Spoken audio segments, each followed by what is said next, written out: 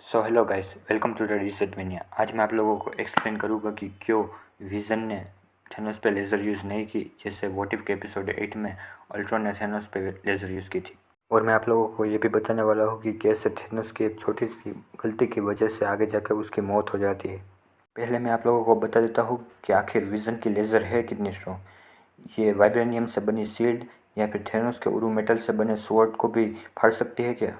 हमने civil war movie में देखा कि विजन अपनी लेज़र की मदद से आराम से टोनी स्टार्क के बनाए हुए आर्क रिएक्टर को डिस्ट्रॉय कर देता है।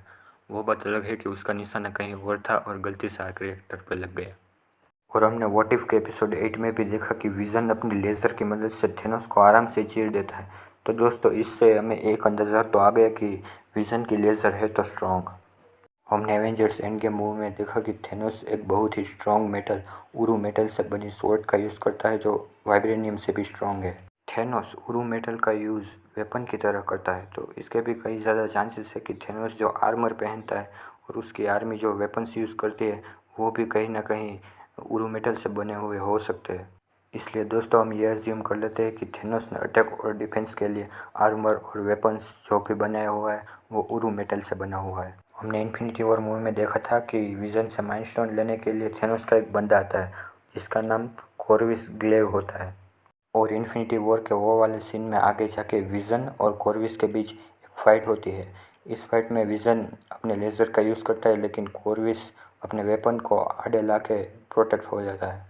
अगर विजन की लेज़र सच में इतनी स्ट्रॉन्ग होती तो वो कॉर्विस के वेपन को चीर देती, मगर ऐसा नहीं हुआ, बल्कि उरु मेटल से बने कॉर्विस के उस वेपन को एक खरोच तक नहीं आई।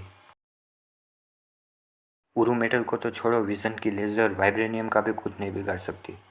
इन्फिनिटी वॉर के वही वाले सीन में हम आगे देखते हैं कि कॉर्विस विजन के लेज़र को उस पर ही रिफ्लेक्ट कर देता है। हमें पता है कि विजन की बॉडी वाइब्रेनियम से बनी हुई है। जब कॉर्विस विजन की लेज़र को रिफ्लेक्ट करता है, अगर विजन की लेज़र सच में इतनी स्ट्रॉन्ग होती कि वो वाइब्रेनियम को चीर सके तो इस सीन में विजन के टुकड़े टुकड़े हो जाने चाहिए थे, मगर ऐसा कुछ नहीं हुआ। सो गाइस, मैंने यही प्रूव कर दिया कि विजन की लेज़र स्ट्रॉन्ग तो है, मगर इतनी स्ट्रॉन्ग नहीं कि वाइब्रेनियम और उरु मेटल को चीर सके। हमने इन्फिनिटी वॉर मूवी की स्टार्टिंग में देखा था कि जब थेनोस के पास 2 इन्फिनिटी स्टोन आ जाते हैं तो वो अपना आर्मर उतार देता है। Same thing guys, what if के इस एपिसोड 8 में थेनोस के पास 2 इन्फिनिटी स्टोन आए होंगे और उसने अपना आर्मर उतार दिया होगा और आगे जाके अल्ट्रॉन थेनोस को चीर देता है। तो दोस्तों, थेनोस अपना उरु मेटल से बना हुआ आर्मर ना उतारता तो अल्ट्रॉन की लेज़र भी उसका कुछ ना बिगाड़ पाती।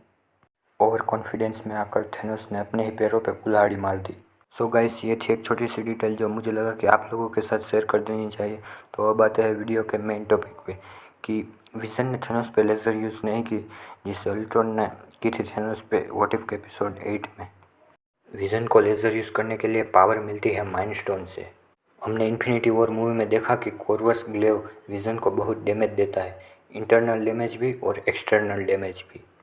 विजन को जो एक्सटर्नल डैमेज मिला था वो तो किसी भी तरह से हील हो जाता है, लेकिन विजन को मिला हुआ इंटरनल डैमेज हील नहीं हो पाता, जिसकी वजह से विजन की बॉडी और माइंडस्टोन के बीच का कनेक्शन धीमा पड़ जाता है।